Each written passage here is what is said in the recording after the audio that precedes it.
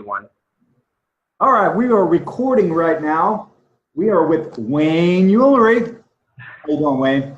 Hey, I'm doing great. How you doing, Shawn? I'm doing good. This is Shawn Hays here, your car guy, and what we're doing today is we're going to help make everybody across the country great, man. We're going to make all the car salesmen great every week, and how we're going to do that is we're going to meet people like Wayne. We're going to find out what they do on a daily basis.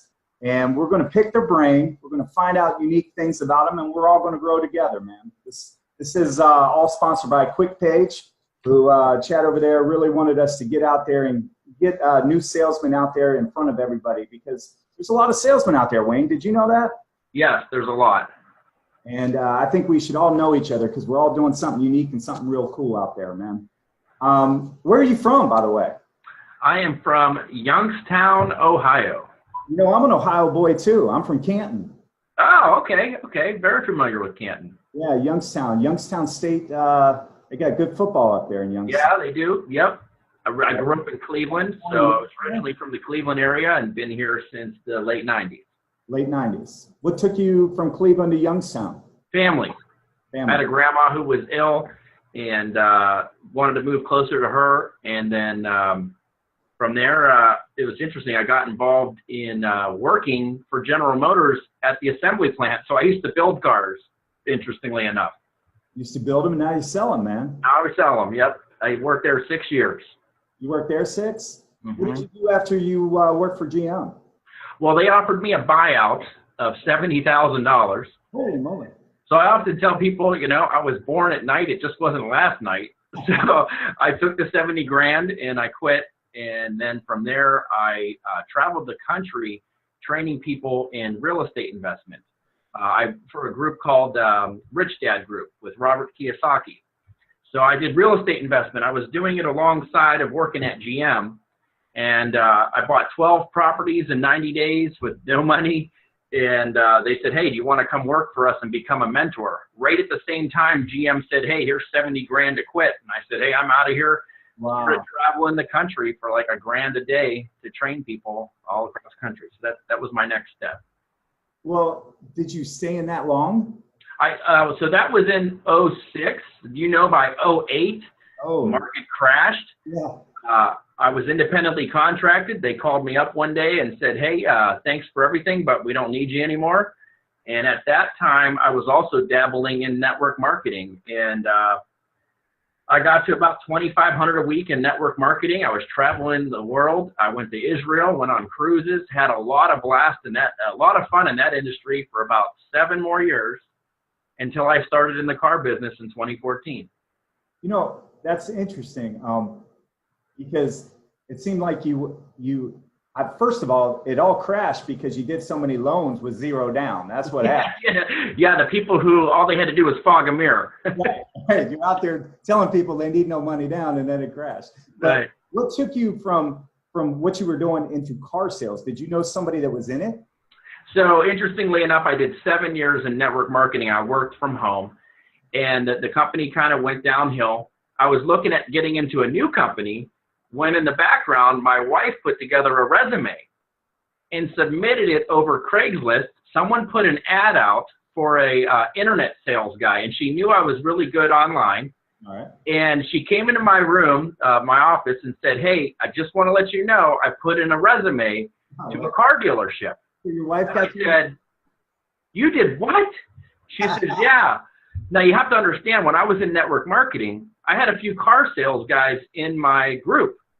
And I got to be honest, I couldn't stand them. None of them had a heart. They were real churn and burn type people. Yep. And in network marketing, you have to nurture people. You have to be patient. It's a whole different type of sales. So I had in my mind, I do not want to be a car salesman because everyone I ever knew was just your slick talking, suave, get the sale and run type person. And that's not me. So I told her, I can't believe you did this. And the phone rang. Literally, it was the general manager saying, hey, I want to set up an interview with you. It was like an internet lead, man. You lead in and boom, they called you right away, right? Nobody ever called me so quick from a resume I didn't even know I submitted before in my life. Well, they're trained to do that, man. Hey, what you doing? Yep. Did he get an appointment with you? Yeah, so my wife is staring at me, and I go, "It's them," and she's like, "You better go," and I'm like, "Okay, yeah, I'll be there like the next day." So I came in, and Don Brady is the general manager, and he sat me down, and I said, "Listen, I don't even know what's in that resume. My wife probably made it up." I said, "I don't even want to be here. I can't stand car salesmen. I've never had a good experience personally in the industry or in the business." And he says, "Listen, slow down, slow down, slow down. Is this right?" And he read my resume, and I said, "Oh, yeah, she did a pretty good job." And he says, "Listen, we need someone with technical skills, and we're family owned. We've been here since 1911." And he said, "We're real laid back. Could you just give it a swing?" And I don't know about you, but sometimes it's funny, like network marketing, real estate, all these industries always have like some negative stigma to them. And I just seem to attract to those kind of things. But you'll find, like, I can work, like, I knew I could work for this guy. Even though it wasn't something I didn't want to do, I liked him. Yeah. So I said, I'll give it a whirl. And I sold 19 cars the first month. And I thought, I think I can do this. I like this. Man. Yeah. You know, something very interesting, similar happened to me. Yeah? My way of what I was doing. I found car sales on accident. I went in and interviewed the GM instead of the other way around. I was like, "Tell me about this business. What's going on?" You know? Interesting. And very similar to you, I didn't want to do it. You know, the stigma that is on car sales, even though we know today that it really isn't the perception that we might have had or other people have. There's a lot of good people in the car business, but at that time I had the stigma from probably my parents and my grandparents and everybody telling me that car salesmen are bad. So I didn't want to be one either. So that's really funny. I feel like a lot of car salesmen find it on accident. Yes. I didn't want to do network marketing either, you know, and so I started learning things I didn't want to do. I probably need to look at. Okay, question for you. When you were a green pea in the business, how long ago? That was like 08, 09? In car business? Yes. I started in May of 14, so I'm 3.5 years in the business. So when you were a green pea, all right, what was the hardest thing for you right from the start? I know you had 19 cars your first month, but what did you have a challenge with? Well, I'm going to take my camera and just move it a little bit here. This is my office, which is very old-fashioned. I have oops, I just knocked my microphone over. I have a door. You know, I have my own room. I know a lot of the newer dealerships have cubicles and such, right? Yeah. So the hardest thing for me, so the network marketing, the real estate, I've honed people skills. So even though I'm new to the car business, I'm not new to people, right? Right. When I went from real estate to network marketing and now the car business, I just had to learn how to tweak and hone those skills for the different industry I was in. And one of the best ways that I do that is by learning from others. So in network marketing, I would be talking to someone about my product, and as soon as I found out they were interested, I'd call my guy that's been in it longer, put him on speakerphone and say, "Hey, answer these questions." And I would listen to him, and so I would learn. And so every time I would learn more, and I'd have to call him later and later in the call, right?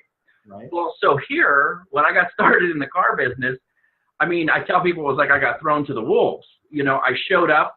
My office was nothing like this. It had nothing in it, no credit apps, nothing.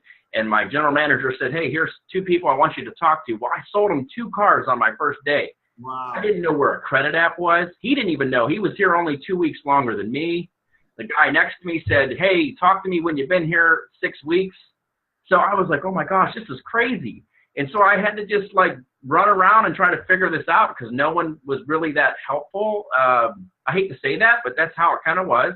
Yeah. And so the hardest thing, to answer your question, I went on a little bit of a rabbit trail, is being in this office and talking to a customer and not being able to hear what other people are saying and doing. Because I learned really good by learning from other people's mistakes so I don't have to make them. So being in this office, I go back and forth to the desk a lot.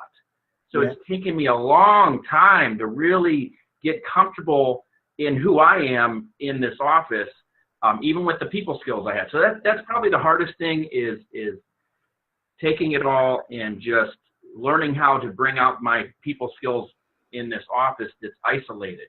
Well, you know, Wayne, something that you said there that I find interesting, that I think a lot of young car salesmen, even veterans could take a testament to that. And that is, you don't have to know everything. You don't have to be smart in this business. You have to have great rapport, be able to build great rapport. You have to be good with people. You have to be able to learn and listen. Okay. And if you can do those things, man, you can sell cars. You sold 2 your first day and you hadn't even done it before. You didn't know what apps were. You didn't know how to do anything. You know what I mean? But your personality took over, and that's key in this business. Let your personality take over, and just get on one-on-one basis with a customer, and they'll buy a car from you just because they like you half the time. Exactly. You know? And I learned that in network marketing. When I first got started in that, I didn't know anything about the product. I thought I could help this and that, and I just went for it. And you're right, and people could find out the answers on their own. A lot of these people know more about some of the cars than I do. Yes. You know? That's for sure. Tell me now, are you still in the internet department? Is that what you do? Yeah, so when I sold those 19 cars that first month and upset most of the sales staff, I won all kind of awards. I think I won a $1,000 cash bonus. I mean, I made no friends my first month. And then they made me the internet manager, and my job was to see who, because everybody wanted to be on the internet now, right? Oh, I want to get internet leads. I'm like, okay, well, you got to shoot a video, do a handwritten letter, call them. I've done 3,000 videos now in 3 years on YouTube. Wow. And so I had to teach people that were 30, 40, 50, even 60 some years old how to use their phone and take a video. And then, of course, that weaned a lot of people out because they're like, I'm not doing this. Right. So a bunch of people got weaned off. And so now I'm kind of away from the leads part, like that part of the team. I'm more digital marketing now. So I'm meeting with AutoTrader, Cars.com, SEM, SEO, changes to the website, that kind of stuff. So I handle more digital marketing than I do internet leads. So you were doing voice and I'm sorry, walk around videos for every car. You were doing video like early on, and a lot of people weren't using it at that time. Right off the bat. I mean, that's what my general manager said. He said, hey, how are you with video? Well, I had been doing it for network marketing already for 7 years, so it was easy for me. And I said, sure, I'll do that. And I just started, you know, and then what happened, I have some videos on YouTube that have 80 or 100,000 views, but I didn't know if the customer even saw it, you know? And so I've learned to get some tools in place to help me with that. But I'm now getting calls nationwide on cars. I've sold to California. I just shipped the vehicle. I just shipped the Cadillac to Vegas. I've sold to California, Florida, I mean, all over the country now because people are watching my videos on YouTube and saying, hey, I want that car. And I'm like, well, that sold like a year ago, but I'll get you another one. So how do you generate leads now? How do I generate leads? What is your day-to-day thing? Do you get leads in? Do you prospect out? What does your day look like? So interestingly enough, about a month ago, or maybe a month and a half ago, I actually took myself off the internet department. Okay. Simply because our process is pretty lengthy. Like I said, you got to write a handwritten letter, do a video, and that's fine. I'm not really complaining about any of that. It's just I'd get 10 of these leads, maybe one pans out, and I'm spending all this time where now at 3.5 years in the business, I'm starting to get repeat and referral coming in. So I took a little break. I'm getting ready to go back on to the internet team, but right now, Facebook, Instagram. I've had a few people on Instagram say, wow, when I'm ready for my next car, I'm coming to you. So Facebook, Instagram, I have my own website, WayneUlery.com. Give the plug. Yeah, thanks. WayneUlery.com. And what else? The YouTube channel, Instagram. I'm doing Snapchat. So with Snapchat, what I do is if the customer has Snapchat, I connect with them right away. And when I'm in the desk, and when I'm at the desk, which I call behind the curtain, right, I'm snapping while we're doing numbers. I'm like, hey, this is Brandon. He's working up the numbers on your new lease. Say hi, Brandon. And some of the managers get a little like weird. They're like, oh, you're videoing me, but I don't care. And I let them know, hey, you can watch behind the scenes. Or when I sell the car and I run across the street to take it to the cleanup. I'm like, hey, you know, this is Dallas. She's going to be washing your brand new Cadillac. And so they get to see an experience behind the scenes through Snapchat. I like that. That's really, really cool. You're Snapchatting the person that's actually buying the car at that time. Exactly. Now, I will make it public. So I want everybody who's following me on Snapchat to see what's going on too. Right. I'm not just sending it to them. I'm putting it on the public feed. So like your monthly sales every month, you're probably doing in the, I don't know, 20 to 25 cars a month kind of thing? So I did my best month ever last month, 21 and a half cars. Okay, so 21 and a half. How are your different buckets? Where do you take all your sales from? Do you take some from referrals, some from fresh ups, some from like, you know? Okay, good question. So again, that's kind of changing for me because again, I'm 3.5 years in the business, repeats are starting to come. So last month, 21 and a half cars, let's just say 22 cars. I would say 2 of them were a showroom up or a phone up.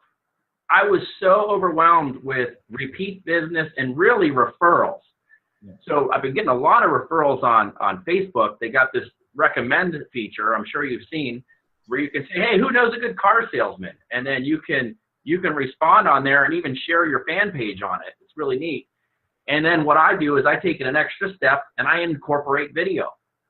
And so I don't just say, yeah, I can help you, because that's what all the other 15 guys, you know, that's the thing. When someone refers me on Facebook, chances are you'll see like 14 other people say, oh, you got to go to so-and-so at this dealership or so-and-so at that dealership.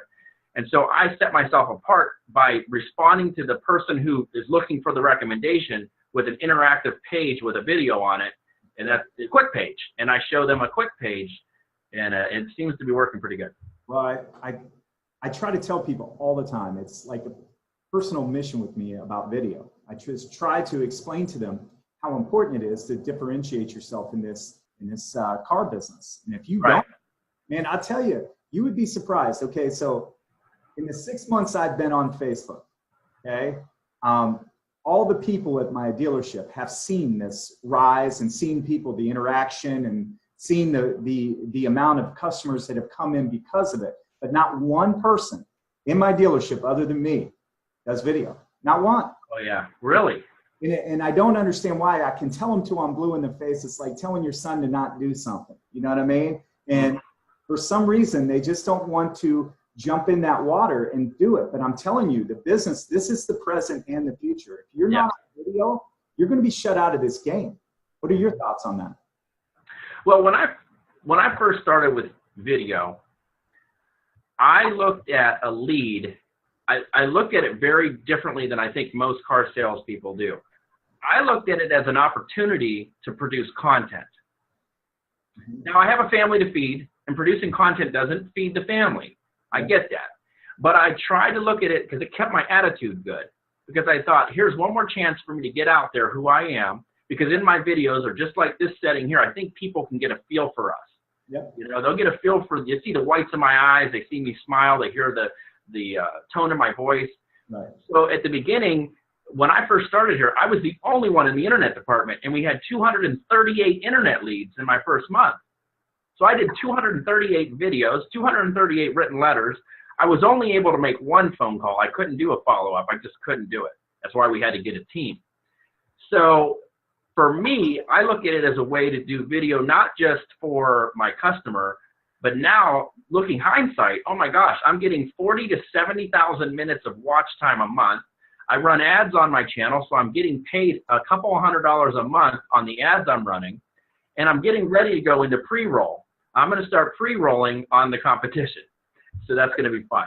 But video's where it's at. Now, the other guys here, they'll do YouTube, but their channel name will be real generic. They won't have a banner in there. I do keywords. I do a description. I go all out. I use all the. I'm a YouTube partner, so I use everything that I can there. They seem to do the least that they can get away with in many cases. Well, YouTube is great, and I feel like it's a viable source, and it's great to have. And I like to put all my videos on there so people can get. But I think that Facebook is a better place to attract customers, to get your content out there quicker. Because YouTube, like I have a couple walkarounds on there that have like 20,000 views, but then I'll have some of my daily videos on there that only get 30. Okay, so it's crazy how the algorithm in YouTube is totally different than the algorithm of Facebook. It's very interesting, though, by the way. Right. But Quickpage and some of the other video sources have been really helpful to me. I think it's amazing to be able to walk out to a car, you get a lead, or you have an appointment confirmation, or you have a customer you need to get a hold of, and you can walk out there in 2 minutes, put that phone up, and boom, contact them. Now that's totally different than the old days, because the old days all we do is pick up the phone, you send a text, you send an email. The problem is everybody does that, just like you said earlier. Okay, and if you want to differentiate yourself, send somebody a video, man. I'm telling you, man, it gets immediate response. And I love that live chat version in there where it's live. Oh, yeah. Go right live with them. Question for you. Here's one I always like to ask people. Just looking. What's your response to this?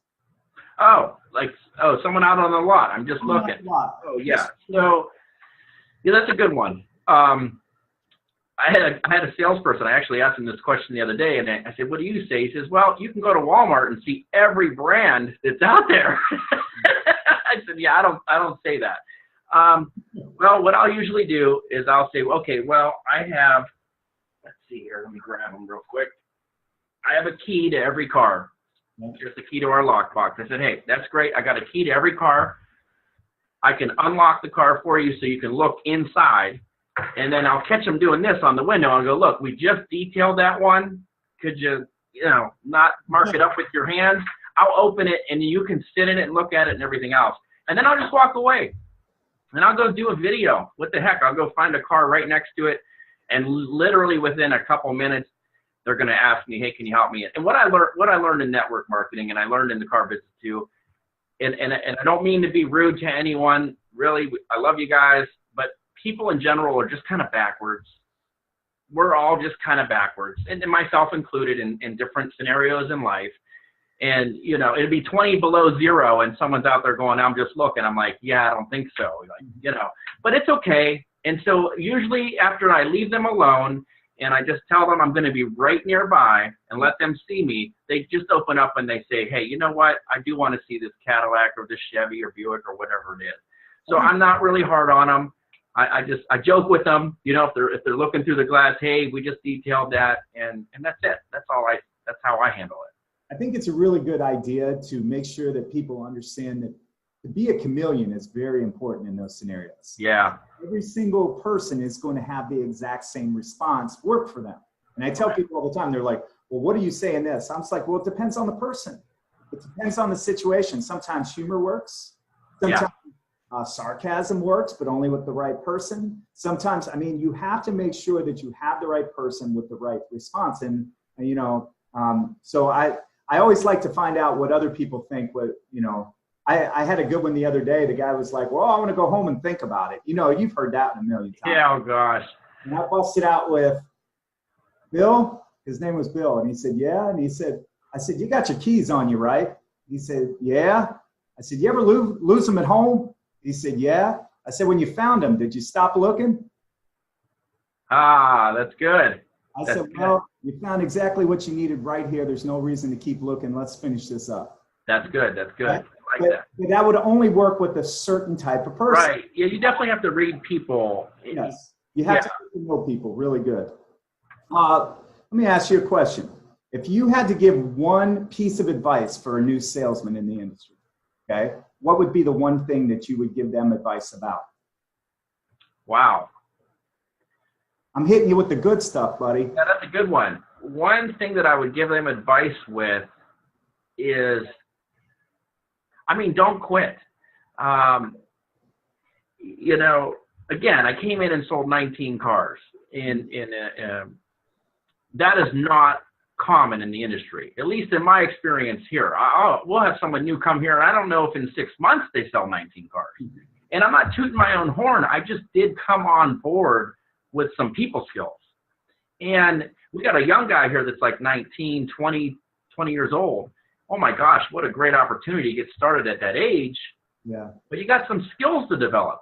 So if you haven't done, if you're coming from, like me, I used to work on the assembly line, right? It's really hard to develop people skills out there. You're mainly doing crossword puzzles and the same thing over and over again, 500 times a day. It's Army knife, buddy. Right. Everything, man. Right. So if you haven't developed personally yet, allow this to develop you. This industry may make you, it may break you, it may do both, and you may need both. So you may need to be broken a little so you can be built up again so that you can make it. I don't know if that makes sense. Like you really, if you haven't done your learning, your people, learning how to deal with people, this is a good place to do it. And just hang in there. That's good. Good advice. We get a lot of young people, you know, that come in and out of the car business. I see it all the time, you know. Sure. They come in excited. They get beat down by the industry in general. You know, we have a high churn rate in this industry, you know. Yeah.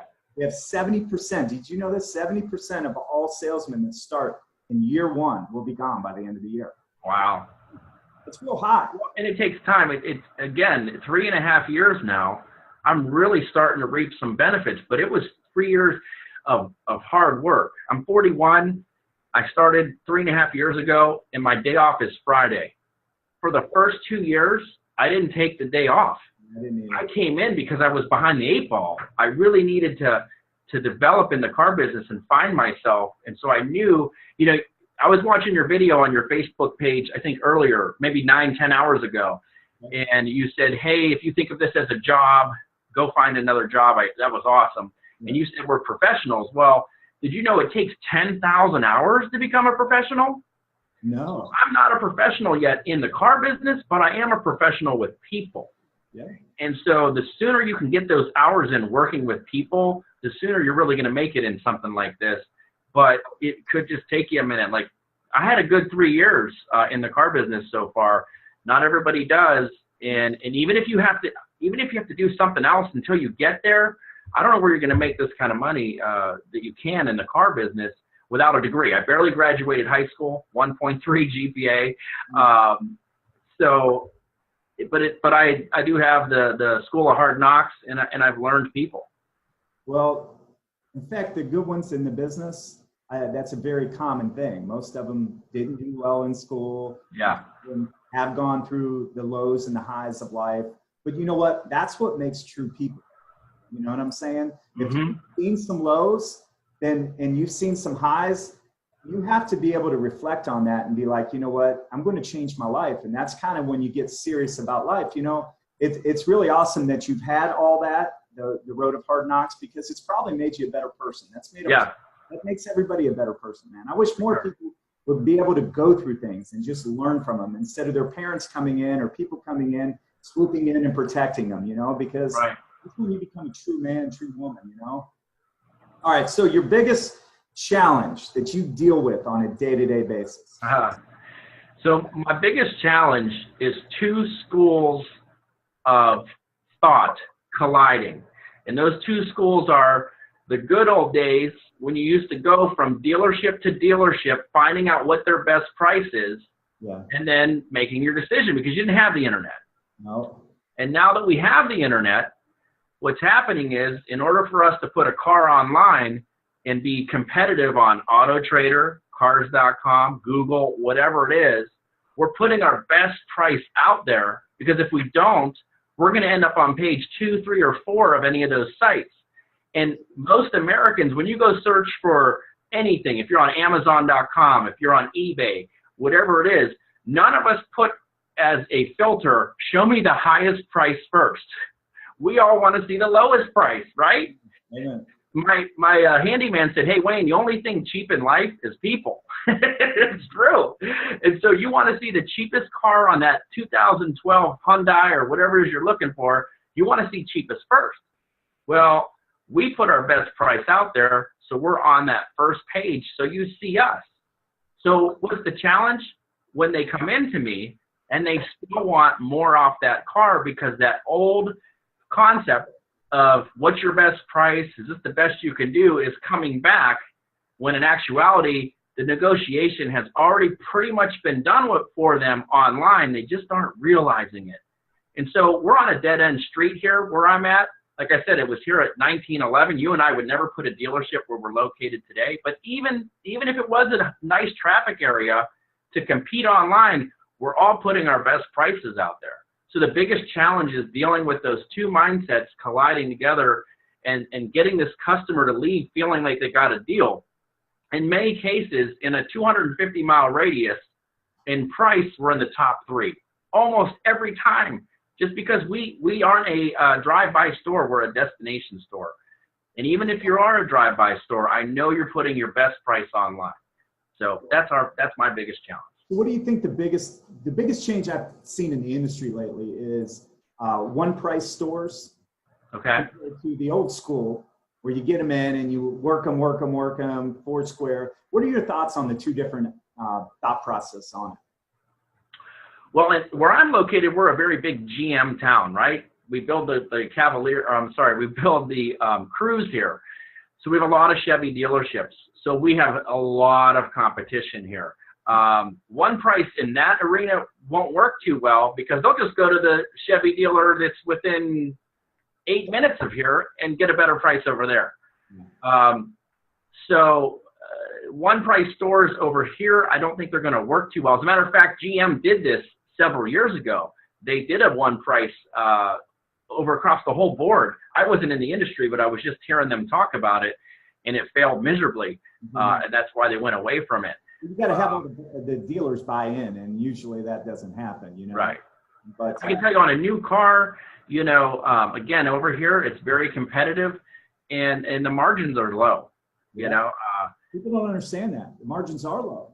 I ask people all the time, you know, I'll sell a $90,000 Escalade, and I'll say, just tell me, what do you think I'm going to make on that car? And I'll hear like $3,000, $5,000, and I'm going, oh my gosh, do I wish, because I would be, you know, living a little bit differently.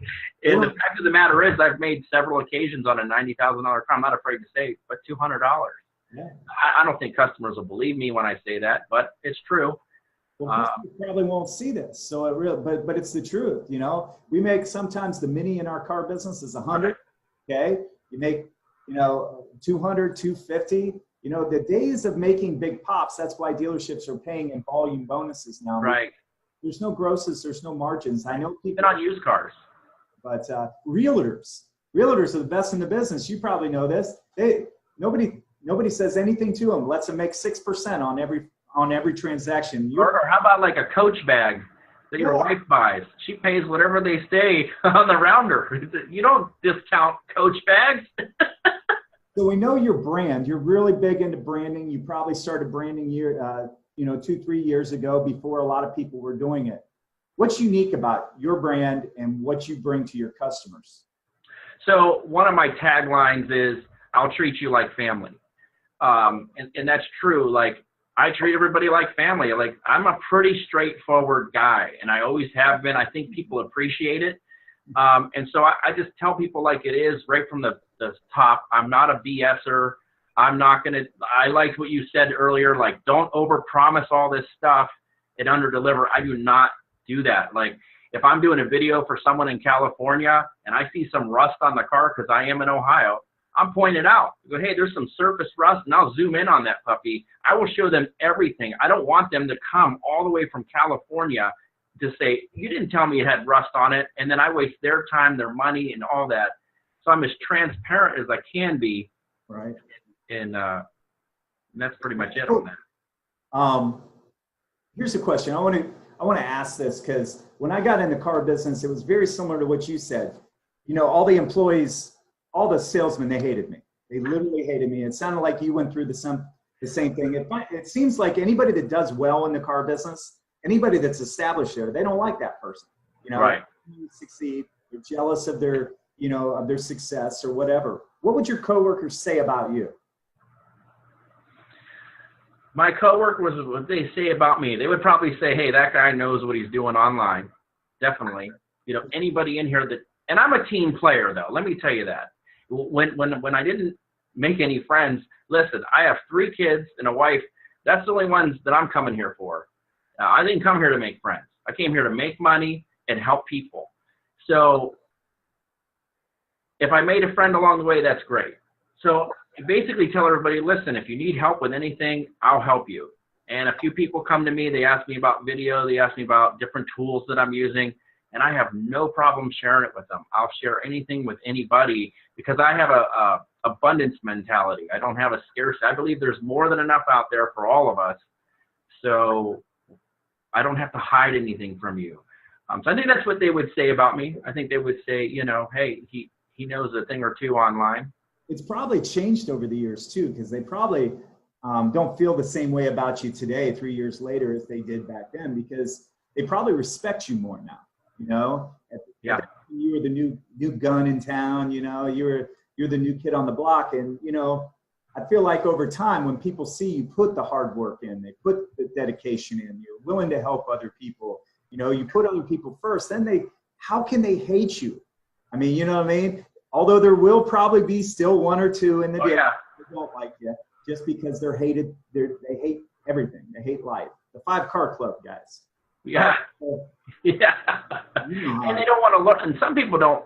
You know, it's amazing. There's people here 35, 40 years, and they're still doing what they were doing years ago, but they have a clientele, so they do good, you know, but, you know, they'll have me deliver a car for them because they don't understand all the technology in it, you know, and I'm like, man, I can't believe you're selling these cars and you don't even know, you know, how they work. That makes everybody. Don't flip me $25 or something to do it, and if I'm not busy, well, hey, why not? I just connected with another person. You're not gonna be here another 40 years. So who knows? Maybe I'll take them on once you're gone. Who knows? You know, that kind of makes everybody look bad in the industry, though. You know, a little bit when you don't take your job seriously enough to at least even know your product. You know what I mean? I can't believe somebody would do that.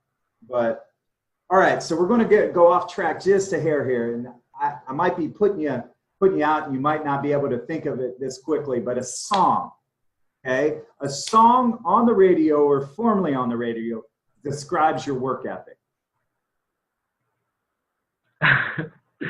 So I've been thinking of the Red Hot Chili Peppers lately, and I don't know if it's so much work ethic, but it's give it away, give it away, give it away now, because I feel like I'm giving vehicles away just because of all the competition. But with my work ethic, with that, my strategy is in volume, and I'd like to treat people like family, and I don't want them to come back to me and say, "Whoa, you really got me good, Wayne." And that's why I think I'm getting all these referrals now, is because I'm giving them deals and I'm making the money on the units. But that's the first song that comes to mind. Is give it away, give it away. Actually, that's pretty much in the industry right now. You know, yeah. It is a byproduct of the internet, and it's okay. We just have to adjust. You know, yeah. People need to adjust their thinking, and you know, you got some dealerships still doing it old school, and the problem is they make it easier for guys like us. Right.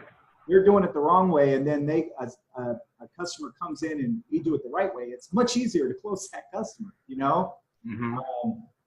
All right. So, one more thing I want to say. You know, you asked about advice I could give someone.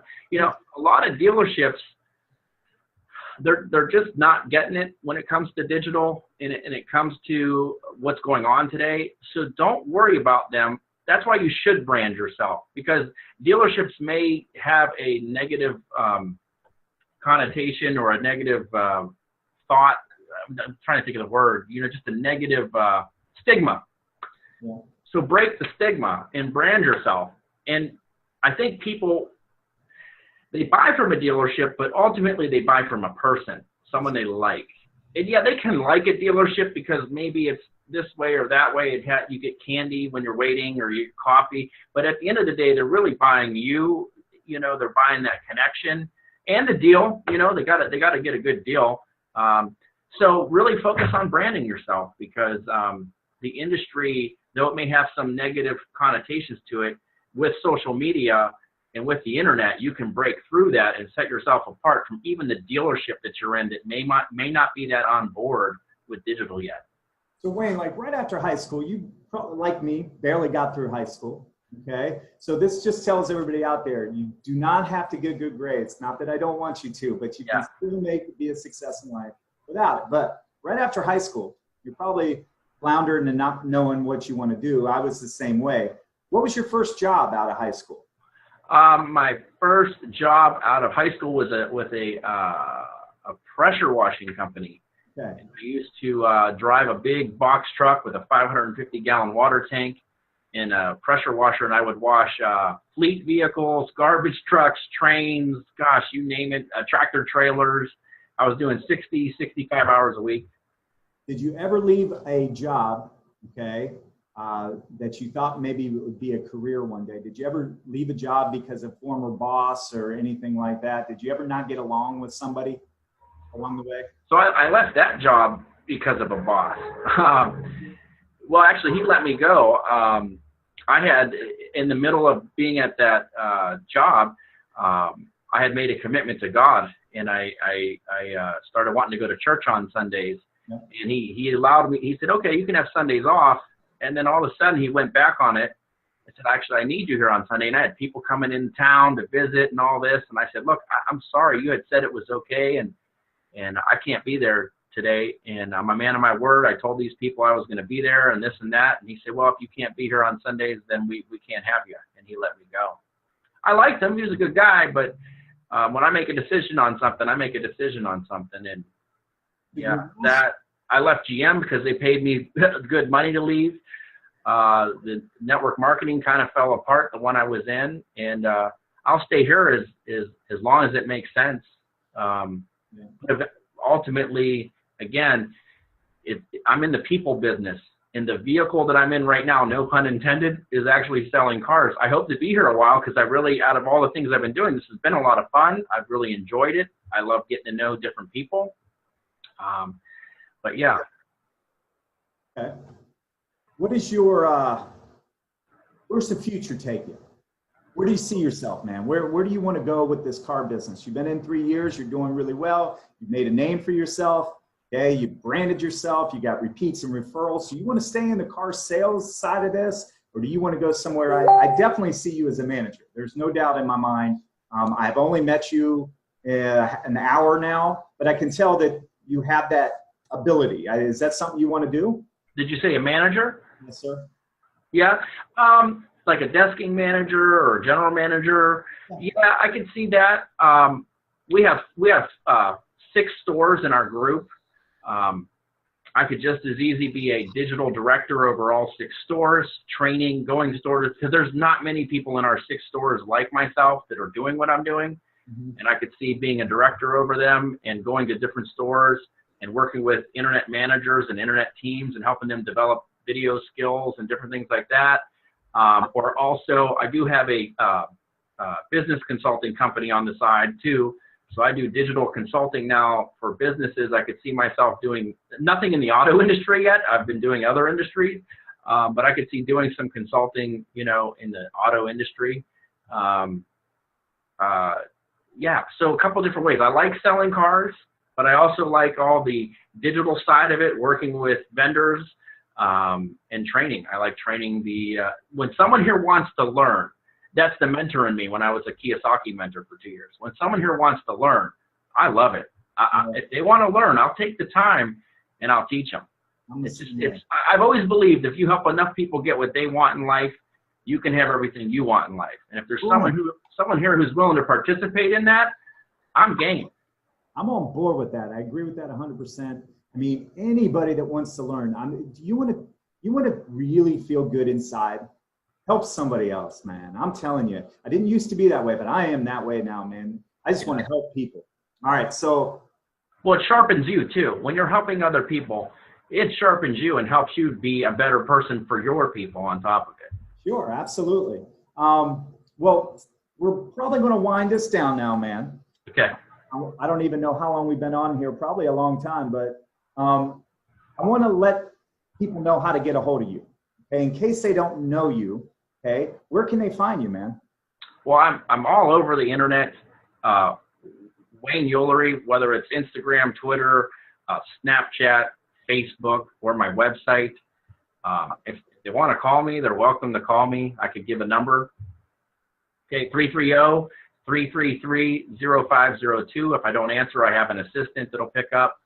But find him on Facebook, Snapchat, find him on Instagram, I'm there, and if you follow me, I'll follow you back. If you interact with me, I'll interact with you.